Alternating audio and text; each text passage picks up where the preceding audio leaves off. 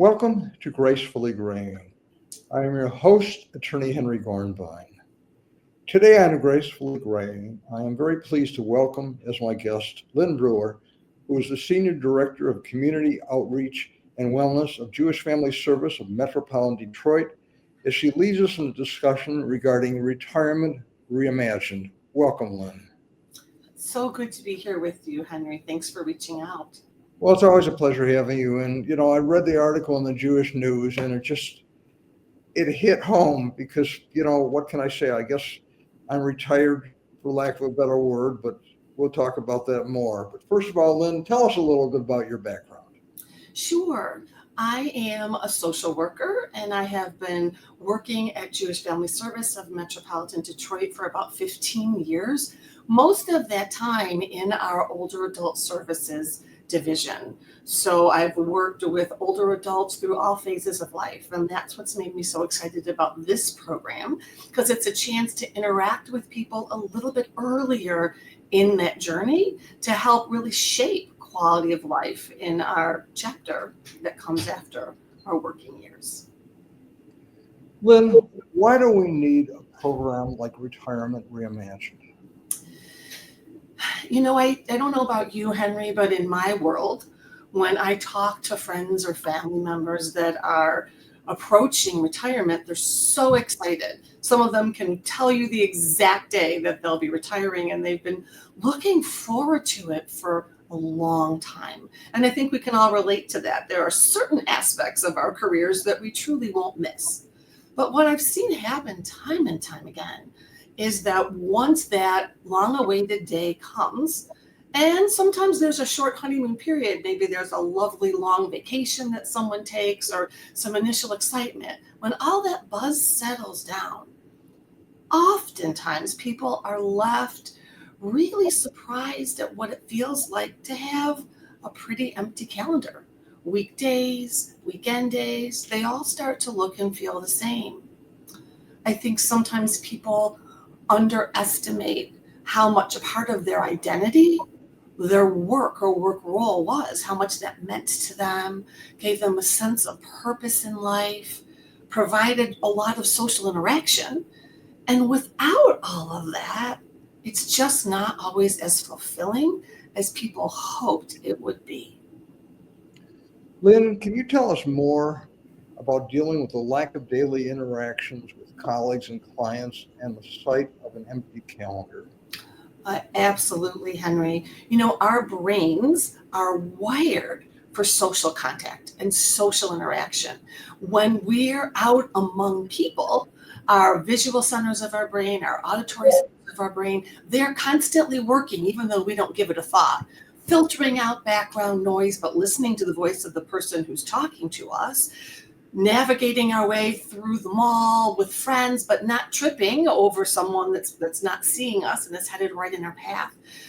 When we are by ourselves, those parts of our brains are not as stimulated, and that causes us to be a little bit less engaged. When we're working, whether we're working remotely, you and I aren't in the same space right now, but not only is that part of my brain engaged and interactive, because I have to be ready to answer whatever question you're going to throw at me next, but there's pleasure that comes from speaking with another person. So whether people at work spend time with clients, with customers, with colleagues, doing Zooms, on meetings, there's so much person-to-person contact that we really crave. And then when we go home, if there's not as much, because not everyone has a robust family life or home life, that's okay, because a lot of those human needs as well as those cognitive needs were met. When that doesn't happen, when that calendar is empty a lot, sometimes people end up just staying home more. There's not structure to the day, so why get up out of bed at the same early hour? And then what we find is over time, when people are going out less, sometimes that has implications for our health. Sometimes people might feel more anxious being alone, or if people aren't having as much excitement and challenge, they can maybe feel a little bit depressed. And the longer this goes on, it can have physical consequences as well, where people end up having perhaps a fall. And that's when they typically reach out to us at Jewish Family Service for support. So that's certainly one trajectory. I'm not trying to say it's everyone's trajectory. Others might just notice that they don't feel fulfilled, that they feel lonely, that they feel like something is missing, and that they crave more contact with people. Does that make sense to you?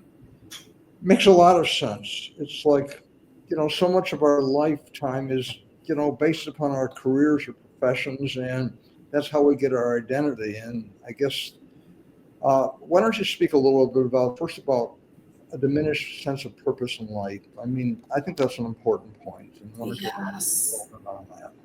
it really is. I think many people, particularly people who have enjoyed their careers, are fueled by a sense of purpose, right? Whether we think of it consciously as purpose or mission, or we just feel connected to what we do. But what we do matters.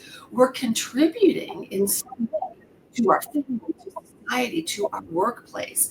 I was speaking with someone who had heard a presentation I did on another topic in the community a few months back, and she said to me, it's interesting. Since my retirement, I just feel so less relevant than I used to. And so I could really identify to what she's saying, because my job is a large part of my identity. And I feel so connected to the purpose of helping people maximize their satisfaction in their lives. And when that's not something that I do anymore, well, what am I doing that really matters? Another way people sometimes give voice to it is to say, I run around all day, Avi, and I'm busy and I'm busy and I'm busy. But what did I do that really matters? I'm exhausted from doing things that don't matter. So that's a little bit about what's meant by purpose in life. Lynn, how much does our job define identity? And I think that's an important point, because many of us, our purpose, our identity is based upon our career, especially if it's a career that has been satisfying. I mean, as you said earlier, a lot of people can't wait to retire. But in some professions, we have to be dragged to retirement kicking and screaming. So what are your thoughts on that? Well, my thoughts are, I think I'm going to be one of those who's going to need to be dragged kicking and screaming.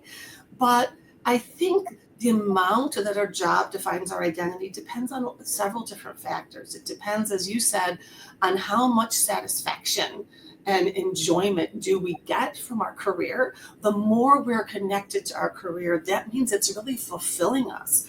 And that's a large part of our identity. When I can't say I'm Lynn, a social worker, or I'm Lynn from Jewish Family Service, then who am I when that part of me is cut away? Right? What size hole is left? And for some, particularly people who really don't get satisfaction in their jobs, that hole is really small, and they're able to quickly fill it with things that are more fulfilling. But for people who really feel connected to people they work with, people they work for, that sense of mission, it's a large part of their identity. Here's an easy way to tell. Henry, I want you to describe yourself to me really quickly, just in a couple sentences, but you can't mention your career, your job that you're currently doing here at Gracefully Graying, and you can't talk about your family, because not everyone has robust family at that phase of life. So go ahead. Tell me about yourself. If you were just meeting me, what would you say?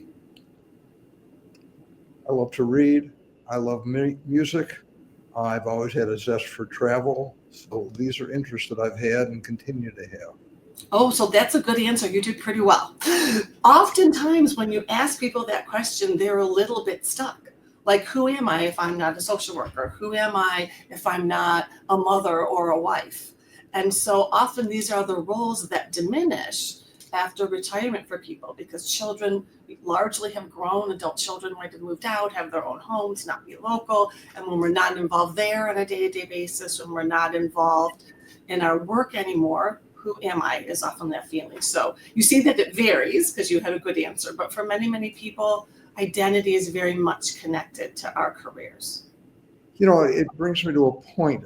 I think one important thing is to have a lot of interests, to have a passion beyond your career. And, I personally, I'm in groups. I play bridge. I'm in a poker group. there's a group of graduates from my high school who actually meet for dinner once a week, and we're all old. In fact, the joke is, what is the group? Romeo's, you ever heard of that, Lynn? Is retired old men eating out. So I love that. Can I borrow that name? sure. Yes. Next question, what about careers where there is a forced retirement age? And I'll tell you, this hits home because a lot of law firms used to have mandatory retirement ages, number one. Number two, all judges in Michigan, once they reach 70, can finish off their term, cannot run for reelection. And there have been judges over the years who challenged this, but circuit court, probate court, family court, district court judges, once they reach 70, they can finish the term, they cannot run again. And what's interesting, in Oakland County, a judge who's a sitting judge ran for another position in this last election in November because he would have to retire in a year and the new position would give him 5 more years. I'm not sure if he won or not, but it's an interesting situation, whereas a federal judge never has to retire. They can take what is called senior status. And also I know, like in the past, companies such as Plant Moran had retirement ages that were mandatory at age 65. So again, whether you're in your prime or ready, in certain areas you have to leave, so to speak. So what are your thoughts on that? Yes, absolutely. Mandatory retirement really is a thing. Sometimes in other countries, it's countrywide. As a matter of fact, our Retirement Reimagined program is adapted from Israel, where there is mandatory retirement age in the 60s for people. And so they've had to figure out, how do we help people have a fulfilling next chapter? Here in the States, as you said, it varies. It's less common than in other countries, and it's more determined by the company someone works at. Sometimes some people say when they have a mandatory retirement age, they always have their eye on that a little bit. And that awareness for some people helps them do a little proactive planning for when that time comes. For others, they say that they feel completely unprepared because there's an arbitrary end date for them, rather than them identifying when they feel that they've wrapped up projects and things are winding down. So they're working fast and furious those last several months to a year, trying to tie things up, going full speed with longer days than ever before, and then boom, it stops on a dime. That's a very challenging transition. So for some, they're caught off guard, while others have a bit of a chance to prepare. But the concept underlies why it is so important that we do planning. If you think about it, Henry, we prepare over a decade, some would say 2 decades, depending on where you start, for a successful transition to our working years. We have high school, right, and the preparatory classes we take there. Some go on to trade school. Some have 4 years of college. Some go on to graduate school. Some have residencies and fellowships, all to ensure a successful transition to working. Well, what happens 3 to 4 decades later? Where is our preparation? Where is our study and our planning for a successful transition to the phase when we stop working at our career? And many people live 2 to 3 decades of their life in active retirement. So that's why we have to, whether we have mandatory retirement or not, we have to do that planning and preparation so we can be successful. Such an important point. So that goes to the next question, is what can we do to help transition into retirement? Yeah, it's a great question. And I think I have 2 recommendations to make. The first is to check in with yourself in advance of your retirement. How do you feel about it? How does it feel emotionally? How does it sit and land? How do you feel in your body? Do you think there may be something missing when you're not working? Might there be some empty space that you might need to fill? Might there be something you'd like to have more of in your life when you're not working? This sort of introspection and reflection is really helpful in giving people a head start. The other thing that is so very helpful is to not just keep it to yourself and go it alone, but reach out to us. Reach out to us and speak with our Retirement Reimagined program manager who can do a one-on-one meeting and see if our program might be beneficial for you and if you might be a good fit for the program. Lynn, now tell us a little bit more about Retirement Reimagined, which is a great name, by the way. Thank you. It's the name we chose when we adapted it for use in the US. Originally, it had an age number in it, and I thought, we don't like that so much in this country. But the theme of Retirement Reimagined is a program. It's a new program at Jewish Family Service. It's not new in its content. It's been used in Israel for many, many years, really successfully with very positive outcomes for participants. But what it does is it empowers people with tools and skills and practical applications to be able to write their own next chapter, to write their retirement story in a way that's their highest vision. Optimally, what will my life look like in 3 months, in 6 months, in a year? What do I want to build into it? And how can I accomplish that? And the program takes place, there's this initial meeting with our program manager because not everybody's going to be helped by the program and not everyone is the right fit. So we have that initial meeting. But then for people who choose the workshop, it's very process driven, meaning someone isn't standing up there lecturing to people for 2 hours. Instead, we ask questions, right? What is life like after retirement? What's the same? What's different? Sessions focus on different topics. There's 9 sessions altogether. And during that time, ideally, that group forms their own community. And that can help people make new connections, to help them socially, to help them as they build their dream long after the workshops are over. But we also, other sessions tackle different topics like what's the impact of someone retiring on the family? Because family dynamics can change and shift in a whole host of ways, from people assuming that newly retired people are ready to be full-time grandparents when maybe they're not, to a whole host of impacts on family relationships. Other sessions focus on setting goals. Other sessions focus on identifying things that are in our control and what's not, because we want to be sure we're proactively planning and focusing our energy on things that are within our control, and so on. So there's a host of other topics, but the best way to find out is just to reach out, schedule that one-on-one, and see if this sounds like something that would be right for you. The reality is this workshop is for people who know that they want a little more, that they want some things to change, and they're ready to pick up the pen and start writing their retirement story. Has the program actually started yet? So we have had our first initial meetings. We have people on the wait list. We hope to start a session in late January. So that's where we are. And once we have the 9-session workshop done, that's called like the core workshop. It really covers the topics I went through. People might choose to be done at that point, but some might still want more. So there are additional tracks people might choose. Someone might think, you know what, this was so great. Emotionally, I'm feeling so much better. I've really taken charge and I'm enjoying my life so much more. But I need to make some physical health changes. So there's a health and wellness track that focuses on topics that we all need a little bit of help with in order to age in our healthiest way. Or someone else might think I'm good there, but boy, I'm not as good digitally as I would like to be. So there's a track on digital literacy and perhaps even one on entrepreneurship. Perhaps there are people like yourself who, once they retire from their primary career, like to start something new. So we hope to be able to offer all of those tracks in the future. For now, we're focusing on the main core workshop because that's where we see the greatest need.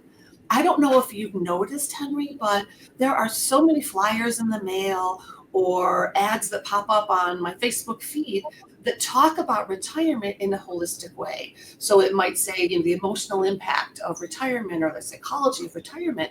But when you go to these things or when you read into the details about them, they're solely focused on financial planning. So the emotional impact is more about what's your emotional risk tolerance for investing. But no programs are looking at this major life transition holistically, because that's really what it is. And so most of the time in the workshop is helping people move through stages of transition, because there are stages to transition, just like we know Elizabeth Kubler-Ross's stages of grief. These have a happier ending, but there are distinct stages of transition, and retirement is one of the largest life transitions that we make. So because there's nothing here that is holistic, that's why we're starting with the core workshop from Israel, because I think that will fit the bill really well. Lynn, what are some of the tools that empower retirees to create a vision for post-retirement life? Oh, I think they need to sign up for the workshop to find out. I'm not just being cute with that answer, Henry. Everyone needs slightly different tools. And that's why different information is presented in the session. As I said, there's information on models for managing family conflict, models for creating a vision, models for identifying what stage of transition you're in, what might be getting in the way, what might be barriers for you, identifying actions that can move you forward towards creating the life that you want. And so people tend to gravitate more towards the tools that are most useful to them. But I will say in every session, there's a learning piece, whether it's a model of change, whether it's a tool for family communication, but the majority of the time is spent in exercises, group exercises, activities, getting started with things. And there's also a homework component, not hours long, nothing that would be unappealing, but again, this is empowering. And so we don't do it all in the sessions. We get a good start in the sessions, and then people have a week in between sessions to further hone and fine tune what they've worked on, so that at the end, people really have crafted a plan for their retirement and put it in place for their life after retirement. So in essence, you are trying to help people create a blueprint to follow for the next chapter of each one's life. Is that kind of a correct analysis? It is, Henry. So it's the architectural piece of the blueprint, right? That we give them the tools to form, and then the encouragement, the support, and the practice to start living, to build from that plan, not just have it be a static plan that sits on someone's desk, but how to make that 3D, bring it into their lives, to stay with your analogy. Lynn, what about health issues? I mean, it's like we're living longer. I have a friend who actually passed away at the beginning of COVID. It was very close to me. And he used to say that life is like a minefield. Some things are going to get you, you don't know what or when. So health, especially as we're aging, can become a bigger and bigger issue. So what's your take on that? Absolutely, I agree wholeheartedly. There are few of us that are lucky enough to live to a ripe old age who don't experience some sort of health issue, right? Chronic health conditions. We can hope that they're minor and that they're manageable, but that doesn't have to stop us from moving forward with making our phase of life post-retirement as fulfilling and enjoyable as possible. So if there are health limitations, then someone's plan works around that. That's why we focus, for example, on what is in our control and what's not in our control. And that's also why after the core workshop series is over, we are hoping to offer the health and wellness track, because we all can tweak changes in our lifestyle, right? Whether it's what we eat or how often we exercise or what cognitive stimulation we get, that can help us manage our health conditions to live as healthy a life as possible. That's also one of the reasons why we brought Retirement Reimagined here to choose service, because we have geriatric social workers who are expertise in helping older adults navigate the challenges that come with aging. And so if people are already connected with us, it's so easy for us to connect them with additional resources that can help them in their aging journey. You know, our team, this particular team, is focused on Retirement Reimagined, but we are colleagues with our geriatric care management team, our cognitive wellness team, our behavioral health team. So the goal is to be able to help people live their optimal life as they age. What about financial issues? And I receive in the mail flyers almost every day inviting me or me and my wife to a dinner at a nice restaurant to talk about retirement and finances. And everyone wants my money, I guess. So tell us about the financial issues. And quite frankly, the age-old question, what does it take financially to retire? And I don't claim to know the answer. So tell us. Well, I can tell you, I certainly don't know the answer, right? That is about as far outside my scope as a social worker as anything I can think of. But you're right. Our finances are one of the things that are tied to our quality of life. Health is another, you know, sense of purpose is another. So it is important that we have what we need to age. For people who are low income clients of the agency, we try to help them get access to benefits in whatever ways they can. Again, that's outside the scope of Retirement Reimagined, but very easy handoff, warm handoff referral that we can make. But for people that want services of a financial planner, there's several wonderful ones in our greater community here that we can refer to. We purposefully aren't incorporating that into this program because there's a plethora, as you said, of wonderful financial planners out there, and we don't want to recreate the wheel, and we don't want to go outside our area of expertise. So Retirement Reimagined is what's very much in our area of expertise, and we'll happily refer to medical professionals, attorneys, financial service planners, whatever people need that's outside the scope. Then I have some thoughts, and I'm going to ask you for some final thoughts. And that is, I've always believed that to successfully retire, you need three things. One, you need a passion. You need interests and goals and things outside of your career. Two, you need enough money to be able to live. And that doesn't mean you have to have a lot of money, but it means you have to have enough so that, your basic needs are met. And three, you need some modicum of decent health. So what are your final thoughts before we sign off? So I agree with you completely, Henry, and that would be my wish for all of us, absolutely. But my final thoughts are if anyone listening is recently retired, meaning at least a month retired, up to maybe 5 years retired, and you feel that you would love to work on creating that plan, that you'd like to bring a little more of something into your life, don't hesitate just to reach out to us at Jewish Family Service. The phone number, if I can share it, Henry, would be 248-592-2313, and just ask for information on Retirement Reimagined. Lynn, I want to thank you so much for this important topic of Retirement Reimagined through Jewish Family Service of Metropolitan Detroit. I want to thank you for being our guest. I want to thank our viewers for watching. And of course, I want to thank the sponsors who help us put on Gracefully Graying, and of course, Bloomfield Cable. Thank you so much.